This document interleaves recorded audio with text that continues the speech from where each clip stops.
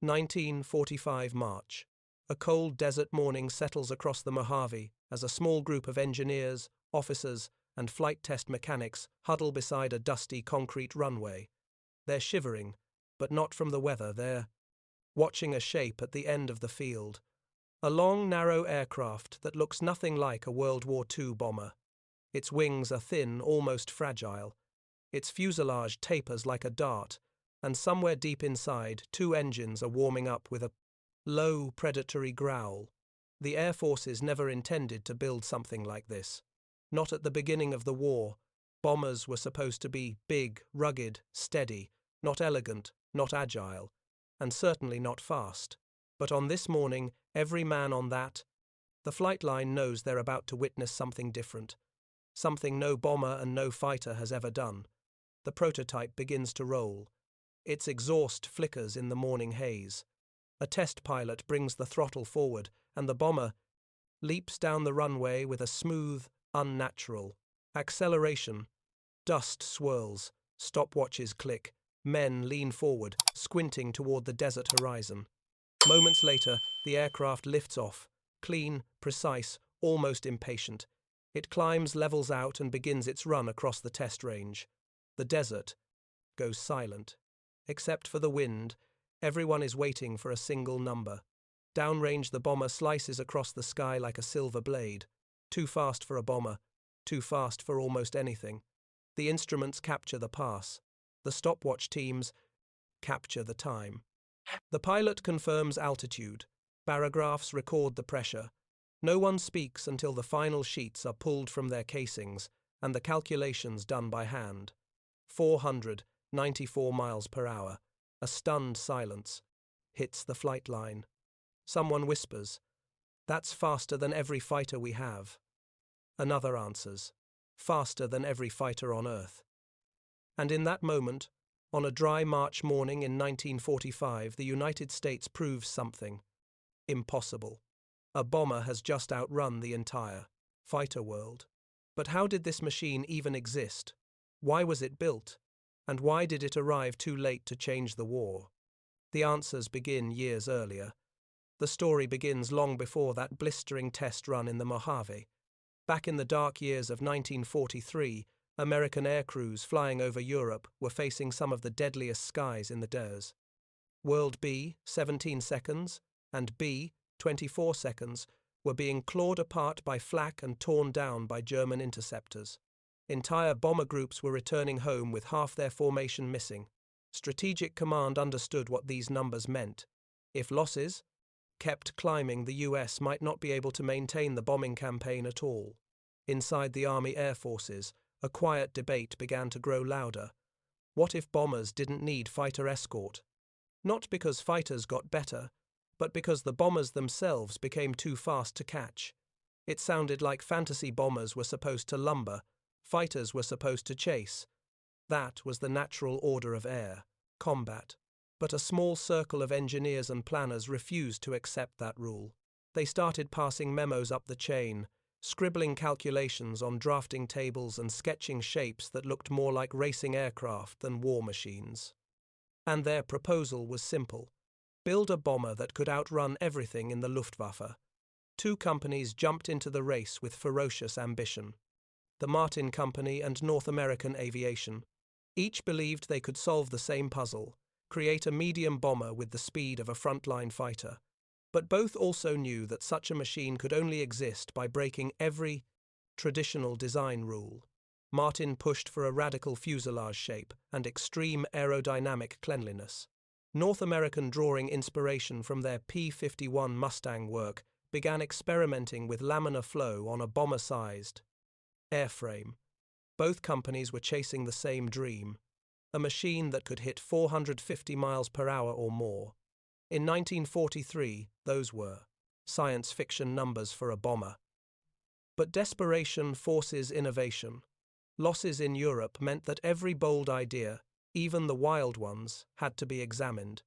So the proposals moved forward, and by early 1944, physical prototypes began to take shape inside hangars, guarded more tightly than some Manhattan Project facilities.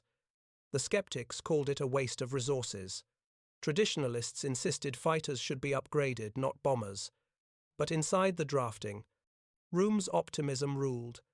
Engineers believed they were on the edge of something no Air Force had ever seen, a bomber that was not merely fast, but untouchable. What they didn't know yet was that physics itself would fight them every step of the way, from wings too thin to hold fuel, to engines powerful enough to melt their own nacelles. The first prototype would reveal just how far they could push the future.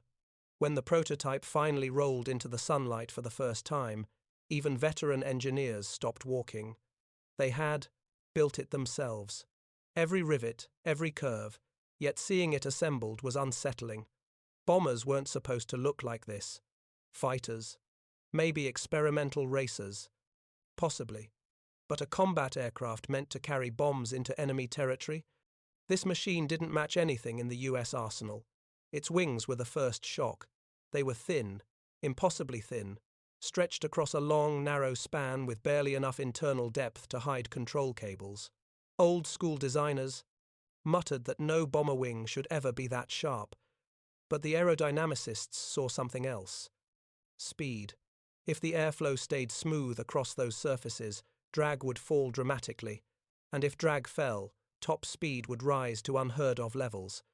The fuselage told the same story, long, needle-like, no wasted curves, no bulges, everything sculpted to preserve laminar flow. It had the DNA of the P-51, but stretched into a bomber's body. North American's aerodynamic research team believed that if they could keep the airflow from separating at high speed, they could shatter the traditional speed limits of piston-engine aircraft. But that meant tolerances so precise that even a sloppy paint job could ruin the effect. Then there were the engines. Pratt & Whitney R. 4,360 seconds, 4,360 cubic inches of moving metal. The largest, most complicated, most ambitious radials the company had ever attempted. With 4 rows of cylinders, cooling became a nightmare, the heat coming off them. Could blister, paint, scorch, aluminum, and warp panels. And those engines were supposed to run at maximum output for long, punishing stretches of flight. But the engineers refused to compromise. If these engines melted metal, they would redesign. The nacelles. If the nacelles overheated, they'd add new airflow ducts. If ducts ruined the laminar flow, they'd reshape the entire wing route. Every decision created 3 new problems, and they solved each one because the goal was worth it. Raw. Unprecedented speed. Landing gear was next. Aircraft's thin wings couldn't store wheels, so the team used a tall tricycle design with long, narrow struts that folded into the fuselage. Pilots joked that if the bomber ever bounced on landing, the gear would snap like toothpicks. But the designers didn't care about elegance on the ground. All that mattered was performance in the air. Internally, the bomber's structure forced odd decisions. The wings were so thin that fuel had to be stored differently than on traditional bombers. Control surfaces had to be reinforced while staying light. Even the cockpit canopy had to follow laminar flow requirements, giving the aircraft a sleek, futuristic profile. Wind tunnel testing confirmed the ambition and the danger. At high speed, the aircraft sliced cleanly through the air with almost no drag rise. But at low speed, the prototype behaved like a predator, losing patience. Stall warnings came late, buffeting appeared suddenly, mishandled approaches could turn fatal in seconds. Engineers wrote cautious notes. Test pilots shrugged. If it flies fast, we'll handle the rest. They were right. But no one was prepared for what the first real flight would reveal. The morning of the maiden flight felt tense even inside the hangar test pilots had seen. Every kind of prototype. Unpredictable fighters, unstable bombers, even aircraft that tried to kill their crews on takeoff. But this bomber was different. It wasn't just new. It was unproven. Aerodynamics wrapped around 2 of the most powerful piston engines ever built. Some pilots privately wondered whether the thing would shake itself apart before it even cleared the runway. When the test pilot climbed the ladder into the cockpit, he paused. He later said, "It wasn't fear, it was curiosity." The cockpit layout was clean, streamlined, almost fighter-like. The visibility forward was excellent. He strapped in, ran through the checklist, then brought the throttles forward just enough to feel the engines settle into their course. Deep, rolling rhythm. The tower cleared the bow. A flight. The pilot pushed the throttles forward. The bomber didn't lumber. It didn't groan. It didn't rumble the way heavy aircraft normally did. Instead, it surged smoothly, cleanly. The acceleration pressed the pilot back in his seat, and the runway began to blur faster than anyone expected. Ground crews watching from the side shouted over the roar, surprised at how quickly it was moving. One mechanic reportedly yelled, "It's not a bomber, it's a rocket." The aircraft lifted off before the pilot even reached the predetermined rotation point. He eased it into a climb, expecting the heavy, sluggish feel of a large airframe. But the controls responded instantly, crisp, light, precise. He banked to the left. The aircraft followed like a fighter. He rolled right. Same response. No hesitation, no wallowing, no sense of weight. Down below, engineers stared at their instruments, trading looks of disbelief. This wasn't normal. Nothing about this was normal. At higher altitude, the pilot leveled off for initial speed checks. He advanced the throttles. The bomber accelerated again fast. Far faster than the test data predicted. Airspeed indicators climbed. Engine temperatures rose but remained stable. The aircraft seemed to settle into the air as if it were built for this exact speed. Then, something unexpected happened. The pilot began to feel a faint vibration in the wing roots. Not a dangerous one. Just an early warning that the airframe was entering a regime no bomber had ever experienced. Engineers on the ground noted it, but didn't panic. This was the price of pursuing speed. With laminar flow wings, this thin, even small changes in airflow could be felt as subtle tremors. Yet the bomber handled it beautifully. The pilot made trim adjustments, and the vibrations vanished. After a few more passes, he tried a shallow dive. The aircraft reacted like a purebred racer. Smooth acceleration, no pitch instability, no wing flutter. The speed numbers jumped again. Test crew below began murmuring. These weren't first flight speeds. These were record challenge speeds. But the maiden flight wasn't meant to push limits. Engineers still needed to study stress data, cooling patterns, and fuel flow behavior. So the pilot brought the bomber back for landing. This was the moment they all feared. Thin wings, a long fuselage, a tricycle gear system that looked too tall and too fragile, low-speed handling that wind tunnels described as unforgiving. But as the aircraft descended, something remarkable happened. It behaved. The bomber held its glide path.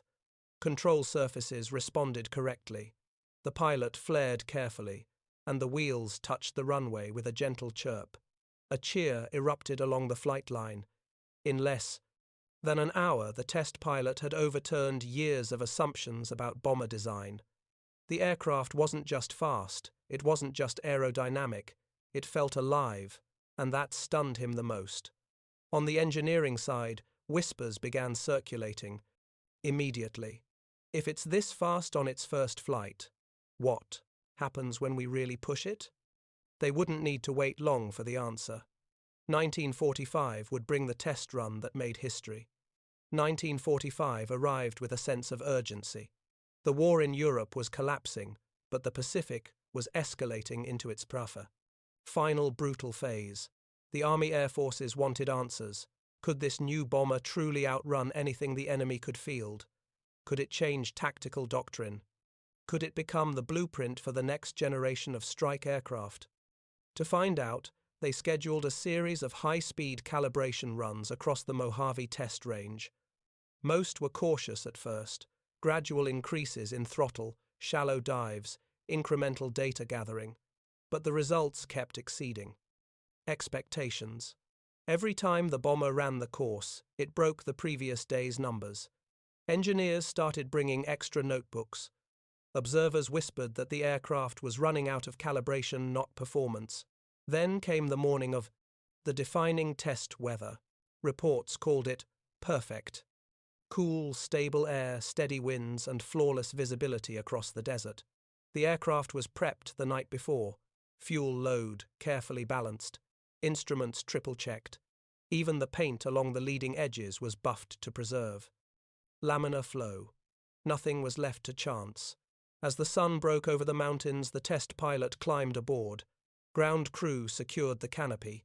Engines roared to life, each one shaking the desert floor with a slow, angry thunder.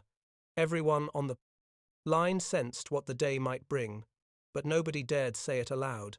The bomber thundered down the runway, lifted off smoothly, and began climbing toward its designated altitude.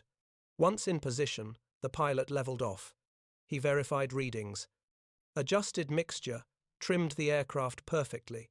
Then he breathed out, nudged the throttles forward, and began the run. At first, everything felt routine. Acceleration was brisk but familiar. The pilot glanced at the airspeed indicator rising. Fast. He glanced again moments later, rising faster than expected. The aircraft was pushing through the air as if the atmosphere had thinned around it. On the ground, technicians observed their instruments flicker, then stabilize. The bomber was already approaching speeds that had taken weeks to reach during previous tests. Then the pilot initiated a shallow, controlled descent into the main speed run. The bomber surged. Outside, the desert blurred below him. Inside, cockpit vibrations grew sharper, not dangerous, but unmistakably, the sensation of an aircraft cutting through aerodynamic limits. The airspeed needle crossed 400, then 420, then 440, then kept climbing with frightening ease. Downrange cameras captured. The moment the bomber streaked past, a silver sliver barely visible against the sky, trailing compressed air and heat shimmer. Observers swore it looked more like a projectile than an aircraft. Back on the ground, the calculators came out. Stopwatches were synchronized, barograph plates were retrieved. Altitude was corrected for density. Multiple independent measurements began to converge on one number. When the final reading was announced, a hush fell over the control shack. 494 miles per hour. It wasn't a dive spike. It wasn't a fluke. It was the sustained, verified speed of a bomber. For a moment, nobody moved. Nobody celebrated. It didn't feel real. A bomber had just broken past the speed. Envelopes of the P-51, Mustang, the P-47 Thunderbolt, and the P-38 Lightning. It outpaced Germany's Bf-109 and FW-190. It even beat the fastest Allied fighters operating anywhere in the world. One officer finally broke. The silence. "Gentlemen, this aircraft doesn't need escort." The test ended with a mix of triumph and disbelief. The pilot later described it as flying a knife blade through the sky. Stable, powerful, hungry for more speed. Engineers called it the highest expression of piston engine bomber design. The Army Air Forces called it proof that aviation had just crossed a new threshold. But the world was changing faster than even this record-breaking bomber could fly. The war's end was approaching, and the jet age was rising.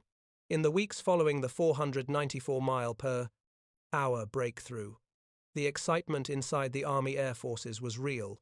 Reports circulated through Wright Field and Washington describing a bomber so fast that interception borders on impossible. Senior officers imagined swarms of these aircraft streaking deep into enemy airspace, dropping precision loads and escaping before fighters could even climb to altitude.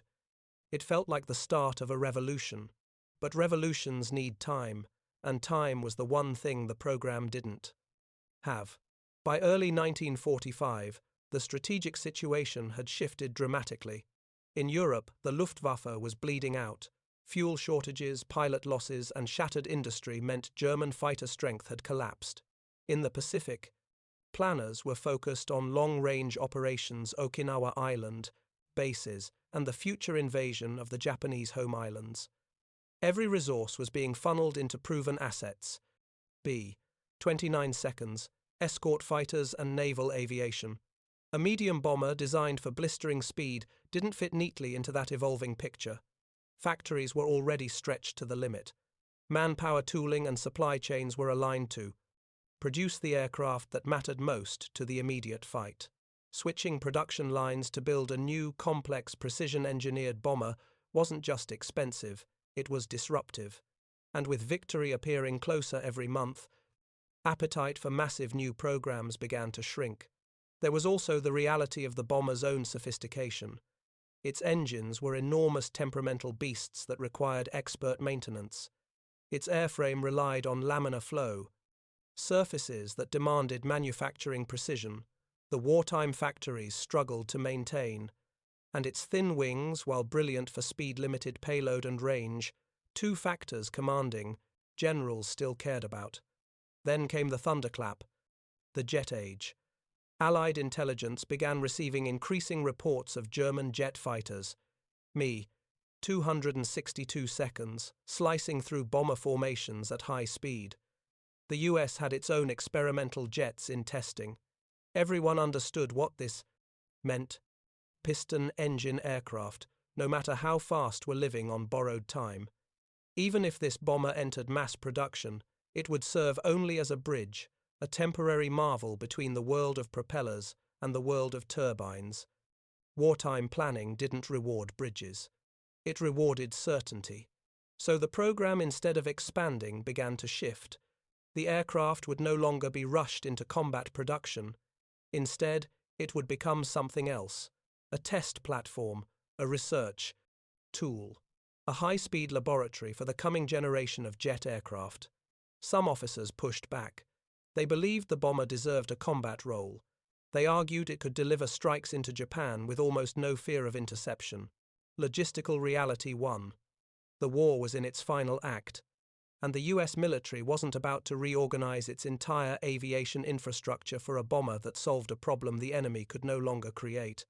The bomber that outran every fighter. On Earth had arrived at the finish line a few months too late, but its story wasn't over. In the post-war years, this machine would quietly rewrite parts of the aviation rulebook, influencing designs that would go on to dominate the sky for decades. When the war ended, most prototypes were quietly scrapped, forgotten, or shoved into storage barns to gather dust. But not this one. The Army Air Forces, soon to become the US Air Force, understood exactly what they had. They didn't have a bomber. They had a data machine, a flying test bed that had already proven it could reach aerodynamic conditions no other piston aircraft could safely sustain. So instead of retiring it, they began a new chapter, using it to explore the boundaries of high-speed flight. In the late 1940s, engineers were obsessed with one problem above all others: transonic airflow. As aircraft approached the speed of sound, shock waves formed, stability changed, and control surfaces behaved unpredictably. Jets were the future, yes, but nobody fully understood how their wings would handle the violent, invisible forces they would encounter around Mach 0.7, 0.8 and beyond. This bomber, with its thin laminar flow wings and absurd top speed, was uniquely positioned to help answer those questions. Test pilots began taking it higher, faster, deeper into thermal and aerodynamic conditions normally reserved for experimental rocket planes. At altitude, the aircraft could flirt with airflow patterns just shy of compressibility effects. Its wings heated, its control. Surfaces stiffened. Airflow behaved in ways that made old textbooks obsolete. Every flight returned with reams of data that poured into the design studies of future jet bombers. Engineers experimented with new, air cooling techniques. They studied heated leading edges and temperature distribution along the wing routes. They evaluated how airflow behaved around buried nacelles and slim fuselages. The bomber even assisted in early research on the boundary layer control, an area that would later become essential for high-altitude, high-speed jet aircraft. Pilots loved it. They said the aircraft flew like an interceptor, pretending to be a bomber, responsive, eager sometimes. Too eager. Its handling at high speed provided invaluable clues about control authority near transonic regions, clues that helped shape the early prototypes of the B-47 Stratojet and later the legendary B-52. Some of the bomber's strangest tests involved loading its wings and fuselage with sensors that looked like porcupine quills, pressure ports, vibration pickups, temperature probes, cameras fixed to capture airflow patterns using smoke and oil streaks. Engineers, joked that the airplane spent more time wired up than actually flying. But the results were historic.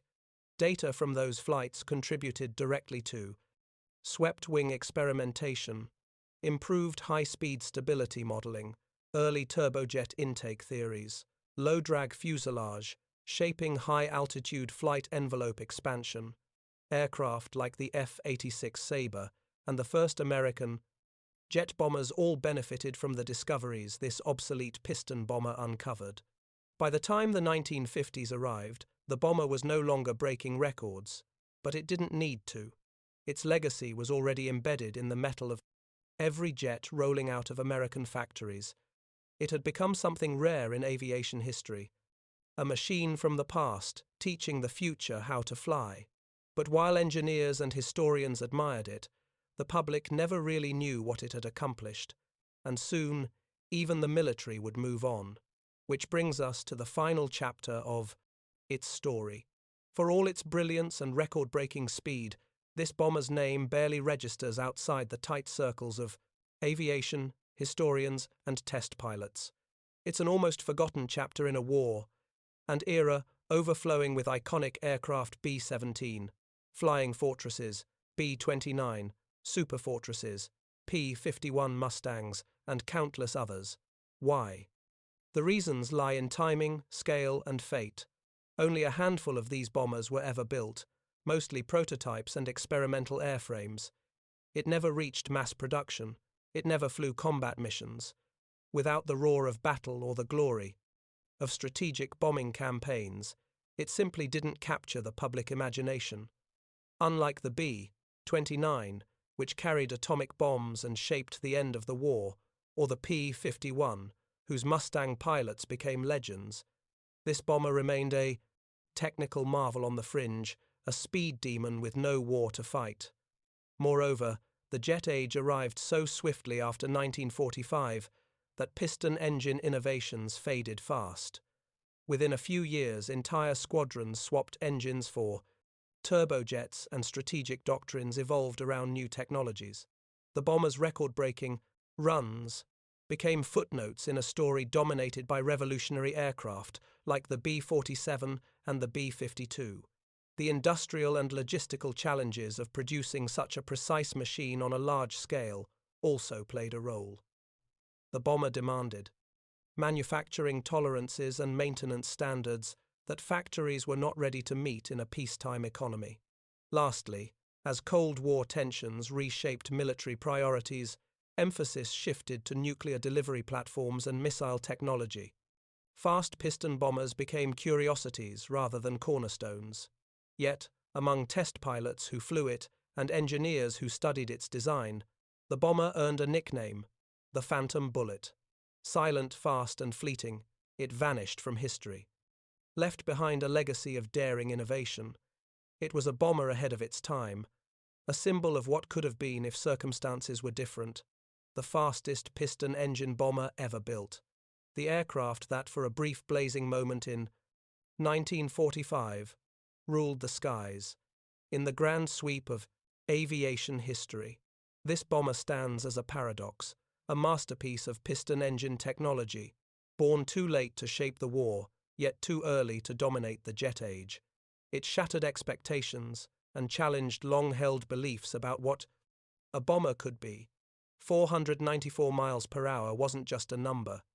It was proof that innovation can leap forward even as old worlds fade. Engineers dared to imagine a bomber that flew like a fighter, swift and untouchable. Pilots learned to master a machine that felt alive at times, almost too eager to run. And though the war ended before it could prove its full potential, the bomber became a vital bridge to the future. It taught the jet age lessons in speed, aerodynamics, and engineering that still echo through aviation today. History often remembers the loudest, the most numerous, or the most visible. But sometimes it's the quiet, nearly forgotten machines, the ones that flash briefly and vanish, that hold the truest stories of courage, vision, technological daring. For one brief moment in 1945, the fastest aircraft on Earth was a US bomber, and that moment changed everything.